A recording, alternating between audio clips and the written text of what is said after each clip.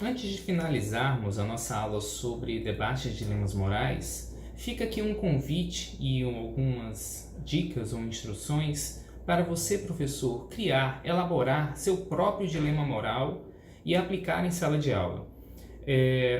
Evidentemente, a primeira coisa a se pensar é escolher um tema de relevância ética, algum tema que tenha desdobramentos para o mundo real, que possa ser problematizado, contextualizado, de preferência interdisciplinarizado com diversas áreas da ciência, da vida humana. Pode ser um tema ligado à política, à biotecnologia, ao meio ambiente, à questão da diversidade sexual, à questão de gênero, à liberdade, ao patrimônio, à vida em si.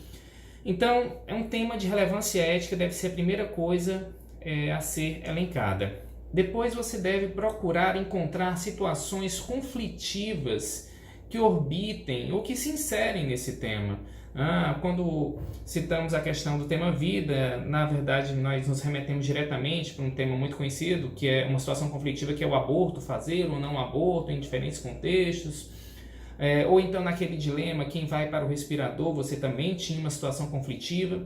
Então, é necessário não apenas elencar o assunto, o tema, como também extrair dele uma situação de conflito em que um protagonista deverá escolher entre duas alternativas, tá? Que sejam igualmente relevantes ou muito próximas da relevância, porque justamente esse peso, quem vai aquilatar o quão relevante é justamente o participante, o aluno, o respondente daquele dilema. E lembrando que essas duas alternativas que devem ser apresentadas, elas têm que ser necessariamente opostas, elas são inconciliáveis, insubordináveis e irredutíveis.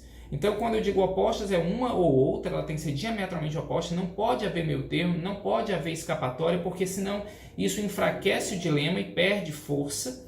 Ela não pode também ser conciliável, ou seja, não deve ter nenhum tipo de acordo entre elas, tá? Porque isso também seria enfraquecer o dilema. Ela não pode ser subordinada uma à outra, tá? Elas são independentes.